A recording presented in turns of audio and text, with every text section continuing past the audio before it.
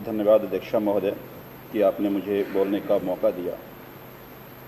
अध्यक्ष महोदय, देश आज इस साल को 75वां आज़ादी का वर्षगांठ मना रहा है और मैंने देखा कि पूरे देश में खूब उत्साह था। लोग तिरंगा लेकर सड़कों पर निकल रहे थे, अलग अलग सामाजिक समूह के लोग निकल रहे थे कि हम आज़ादी का 75वां वर्षगांठ मना रहे हैं। मुझे लगता है कि आज़ादी का 75वां वर्षगांठ और ये उत्साह इसलिए था कि जब देश में अंग्रेज था तो इस देश को जाति धर्म के नाम पर बांटकर सत्ता में बने रहने की कोशिश कर रहा था। जब 75 वर्ष का हम ये आकलन करते हैं और जब सवाल पूछते हैं क्या कुछ बदला देश में, क्या आज हमारे देश में जाति के नाम पर, धर्म के नाम पर देश को बांटकर सत्ता हासिल नहीं की जा रही है, तो उत्तर आता है कि वही आज भी हो रहा है जो 75 साल पहले हो रहा था। 75 साल में इस देश में किसी पार्टी ने कभी इस पे काम नहीं किया कि इस देश में हमारे देश के लोग, हमारी देश की जनता, हमारी देश का सिटीजन क्वालिटी सिटीजन कैसे बने। 75 साल में सभी पार्टियों ने अपने अपने तरह की दुकान बनाया। किसी ने जाति के नाम पे भीड़ इकट्ठा की, किसी ने धर्म के नाम पे भीड़ इकट्ठा किया, किसी ने क्षेत्र के नाम पे भीड़ इकट्ठा किया। और जब वो भीड़ बन गया तो उसका काम बड़ा आसान हो गया कि जब चुनाव का समय आए तो कह दो जाति खतरे में है, जब चुनाव का वक्त आए तो कह दो धर्म खतरे में है, जब चुनाव का वक्त आए तो क्षेत्र खतरे में है, और वो भीड़ अपने आप उनके साथ खड़ा हो जाए। तो फिर जो मूल समस्या है उस मूल समस्या पर काम करने की जरूरत नहीं पड़ेगी। जिस तरह से जाति धर्म में बांटकर अंग्रेज लूट रहे थे, आज उसी तरह से सत्ता में बैठे लोग देश को जाति धर्म में बांटकर लूट रहे हैं। आखिर आज जो कुछ भी हम दिल्ली में आपने वाकया देखा, आज ऐसा क्यों हो गया और अचानक अभी क्यों हुआ? ये पूरा का पूरा एक सीक्वेंस है। जब अरविंद केजरीवाल जी ने आज से कुछ दिन पहले कहा कि अब जरूरत है 130 करोड़ लोगों को इकट्ठा करने की, अगर इस देश को नंबर 1 बनाना है, तो अब जिस तरह से आजादी की लड़ाई ये मजहब, पंथ, जाति से ऊपर उठ के लड़ी गई तो आजादी मिली, उसी तरह से अगर भारत को नंबर 1 बनाना है तो अब ये जाति धर्म पंथ से ऊपर उठकर लड़ना पड़ेगा। जो ही इन्होंने कहा तो जो लोग इस देश को जाति धर्म के नाम पर बांट रहे हैं उनको लगा कि मेरा सत्ता अब खिसकने वाला है। उन्होंने अपने, क्या होता है कि जब कोई प्रशासक या कोई बाहुबली अपने कुछ पहलवान रखता है, तो अभी केंद्र सरकार के पास पहलवान है, ईडी, सीबीआई, इनकम टैक्स। उन्होंने अपने पहलवान को तैयार किया कि पहलवान तैयार हो जाओ, अब फिर कोई देश जोड़ने की बात कर रहा है, जाके उसको नष्ट नाबूद करो। उनके सारे पहलवान लग गए, लेकिन उनको कुछ मिल तो रहा नहीं था। भाई, मुख्यमंत्री जी के ऑफिस में पहले भी छापा पड़ चुका है, वो सुंगलू कमेटी की बात कर रहे थे, कई सारी तरह की जांच पहले हो चुकी है। और अरविंद केजरीवाल जी तो 2011 से आज तक ग्रिल होते रहे, तो उनके खिलाफ तो कुछ मिलने वाला नहीं। तो अब एक दिन हमारे शिक्षा मंत्री डिप्टी सीएम साहब का न्यूज छप गया न्यूयॉर्क टाइम में। अब प्रधानमंत्री जी बौखला गए। प्रधानमंत्री जी बोला अब तो हद ही हो गई, अब ये न्यूज छपा है, कल देश में छपेगा कि दिल्ली के शिक्षा में जो बदलाव हुए हैं उसकी चर्चा न्यूयॉर्क टाइम्स कर रहा है। तो जो ही दिल्ली के शिक्षा मॉडल मनीष जी का फोटो जो ही वहां छपा, न्यूयॉर्क टाइम्स में छपा, अपने सीबीआई को कहा भाई अब जो कुछ भी है, कल का ये न्यूज नहीं बनना चाहिए, तुम जाओ मनीष सिसोदिया जी घर पे छापा मारो ताकि न्यूयॉर्क टाइम्स ना छपे, सीबीआई का छापा छपे। अब जब कभी कोई सीबीआई ईडी अपना सब्जेक्ट वर्क करता है, वो कहता है जी मेरे पास कोई सब्जेक्ट वर्क नहीं है, कुछ मिल ही नहीं रहा है। बोले मिले ना मिले न्यूज तो बनेगा, हमें न्यूज बनाना है, हमारे पास पूरा तंत्र तैयार है, पूरा तंत्र है, तुम जाओ, हम पूरे देश को समझा देंगे कि वो भ्रष्ट हैं। अब सीबीआई वाले आए, सीबीआई वाले 16 घंटे मनीष भाई के घर में छापा मारा, एक एक चीज जांच कर लिया, सब कुछ देख लिया। शाम को गया, बोला कुछ नहीं मिला। अब जब कुछ नहीं मिला तो पूरा तंत्र तैयार किया गया कि अब बताना क्या है, जनता को क्या समझाना है। और कंफ्यूजन बहुत था कि सीबीआई जाने के बाद एक और न्यूज आई कि लुकआउट नोटिस सर्कुलेट हो गया कि भाई कहां है, मिल नहीं रहे हैं। अब देखिए वो इतने खिजलाए हुए थे, कहा नहीं नहीं कुछ भी करो, बदनाम करना है। सीबीआई कहा कि मैं तो घर में देख के आया हूं, तो घर में है, मैं कैसे लुकआउट नोटिस जारी करूं। नहीं, प्रधानमंत्री कार्यालय से प्रधानमंत्री जी ने कहा कि भाई न्यूज छपवा दो, सारे एजेंसी को कह दिया कि लुकआउट नोटिस। तो एक न्यूज सारा आ गया, लुकआउट लुकआउट। अब सीबीआई को जवाब देना है ना कोर्ट में। कहा नहीं हमने कोई लुकआउट नोटिस जारी नहीं किया है। फिर कहा सीबीआई फेल हो गया, अब ईडी को भेजते हैं।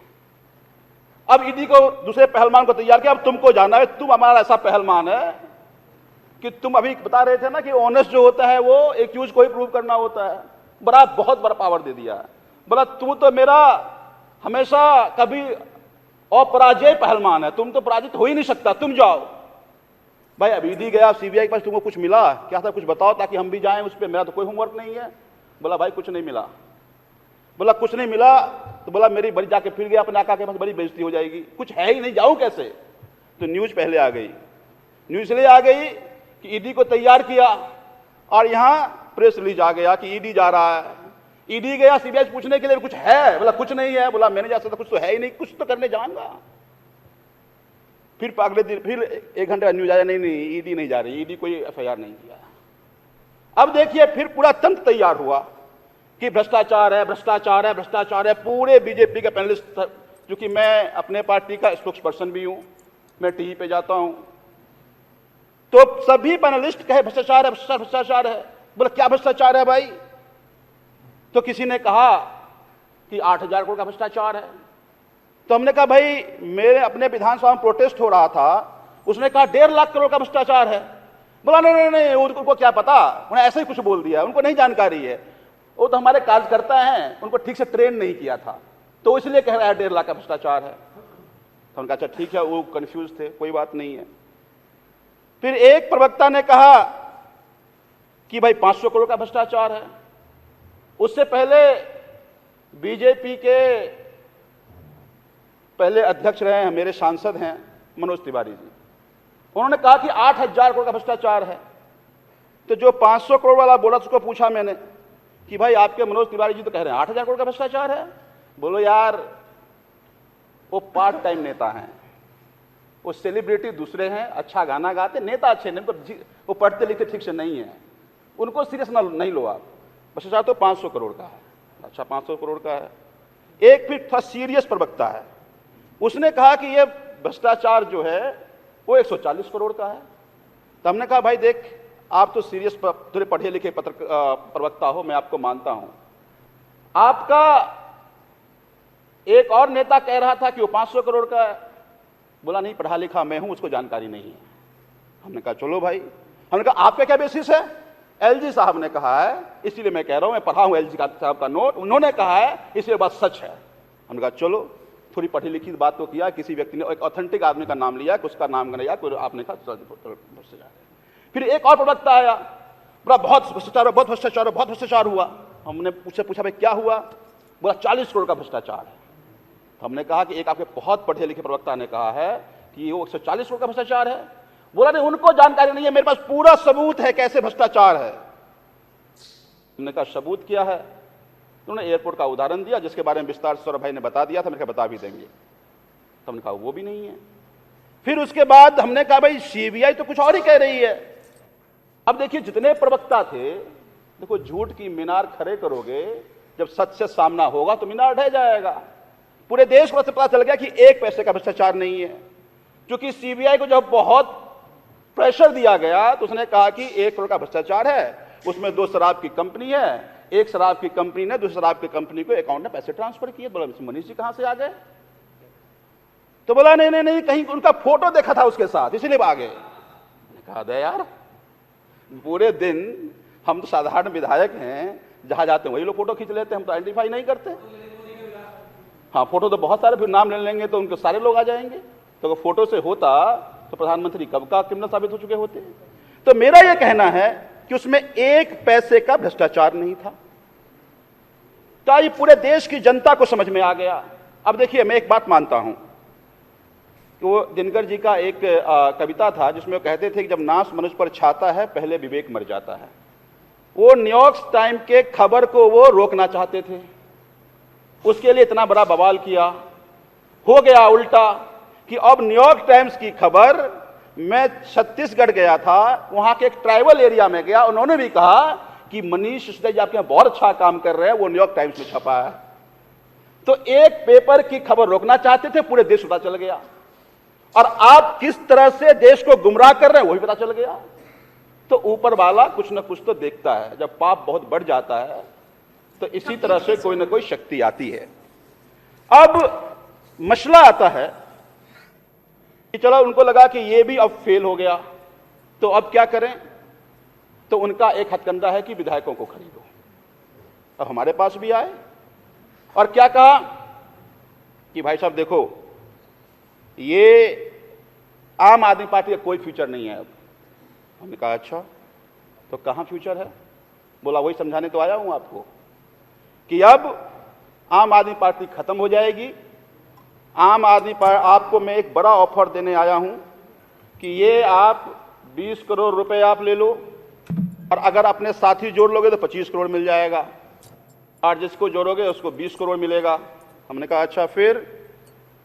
और उसके बाद हमारे बहुत सारे विधायक संपर्क में हैं, और अगर आपने ना कह दी तो मनीष सिसोदिया का तो हाल देखा है ना आपने। जब मनीष सिसोदिया जी का ये हो सकता है तो आपका क्या होगा।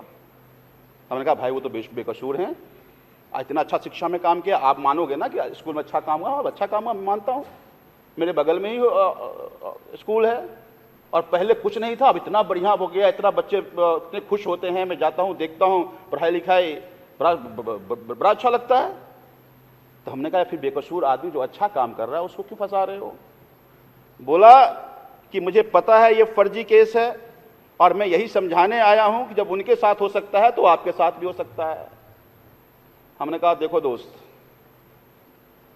हम लोग 2011 में अपना घर परिवार नौकरी छोड़ करके आंदोलन करने आए थे, और जंतर मंतर रामलीला मैदान में सालों हमने सोया है। अब इस देश को एक उम्मीद जगी है। 75 साल में पॉलिटिकल पार्टियों से जनता का भरोसा उठ गया था। हम उस उम्मीद को नहीं टूटने देंगे, अपने जान दे देंगे, लेकिन जनता ने जो भरोसा किया है उस भरोसा को नहीं करने देंगे। और मैं क्या, मेरे जितने भी विधायक हैं, ऐसा करने की हिमाकत भी नहीं करना। तो मैं ये कहना चाह रहा हूं अध्यक्ष महोदय कि पूरे देश में आज Bharatiya Janata party serial killer की तरह काम कर रही है। जितने चुनी हुई सरकारें, आज ऐसे 7-8 स्टेट के सरकार को उन्होंने खत्म कर दिया। अब वो दिल्ली पे आ गए थे, तो हमने उनको कहा भी कि ये जो आपका है ऑपरेशन, प्रधानमंत्री जी को मैंने आज भी उनको सजेशन देता हूं कि ये जो आपका ऑपरेशन लोटस है, इसको दिल्ली के विधायक पर ना करो फोकस, वरना पूरे देश में हो जाओगे आप बोगस। पूरे देश की जनता आज हमने कहा कि आपका ये ऑपरेशन लोटस को दिल्ली के विधायकों पर ना करो फोकस, वरना पूरे देश में हो जाओगे तुम बोकस, है ना। तो मैं ये कहना चाह रहा हूं अध्यक्ष महोदय कि आज जब मैं किसी भी सरकारी स्कूल में जाता हूं, जब मैं बच्चों के आंखों में चमक देखता हूं, तो मेरा सीना गर्व से चौड़ा होता है कि आज जो मनीष सिसोदिया जी ने काम किया है, आज उस घर में भी दिए जले जिस घर में अंधेरा था। जब मैं किसी तीर्थ यात्रा ले जाते हुए, मैं एक वाकया बताता हूं आपको। मैं तीर्थ यात्रा पर ले जा रहा था रामेश्वर, हमारे यहां की बहुत सारे लोग बुजुर्ग जा रहे थे। एक महिला मेरी पैर पकड़ के रोने लगी, तो मुझे बड़ा अजीब लगा, बुजुर्ग थी। मैंने क्या, अम्मा क्या हो गया आपको। बोला बेटा मैं जहांगीरपुरी में अपने एक मंदिर के आगे फूल बेचती हूं, मैं तो आज तक दिल्ली की मंदिर नहीं जा पाया, केजरीवाल मुझे रामेश्वर में दर्शन करा रहा है, ये तो मेरे लिए सपना है। केजरीवाल मेरा बेटा है, अपना बेटा नहीं कराया जो केजरीवाल ने कराया, तब गर्व से सीना चौड़ा होता है।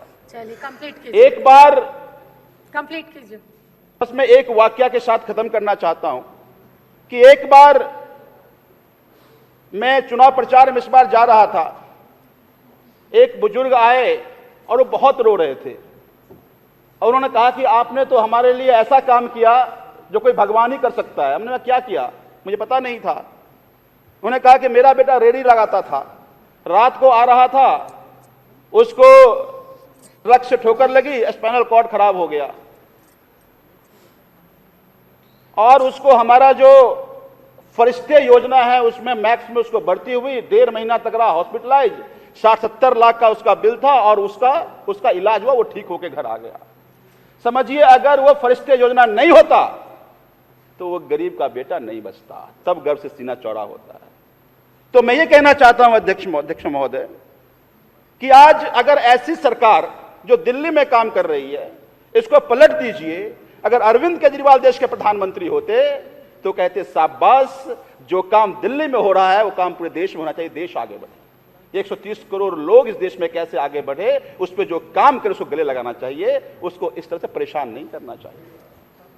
तो बस इतना ही कह के अपनी बात खत्म करना चाह रहा हूं कि जब आज जो अरविंद केजरीवाल कर रहे हैं यही काम जब आजादी के समय भगत सिंह करते थे, महात्मा गांधी करते थे, तो उन पे भी ऐसे ही केस लगता था।